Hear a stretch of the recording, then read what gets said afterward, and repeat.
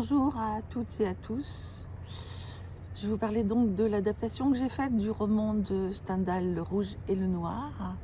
Évidemment, c'est un projet qui peut paraître un peu fou.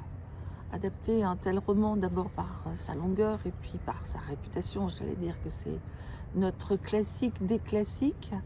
Je crois qu'au départ, il y a eu ce désir de faire lire les gens qui ne lisaient pas. Je suis moi-même complètement passionnée par la littérature et je me disais, comment est-ce qu'on peut vivre sans cette chose-là?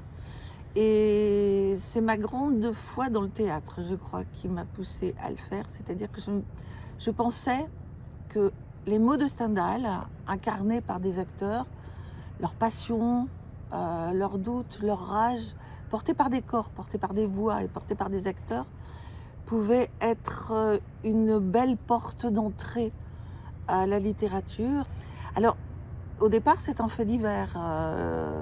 Stendhal était passionné par les chroniques judiciaires, donc l'histoire de ce jeune homme qui tire sur sa maîtresse et qui avait des revanches à prendre par rapport à la vie, Stendhal l'a vraiment copié sur un fait divers. Évidemment, après, il en fait complètement autre chose, même s'il suit la trame.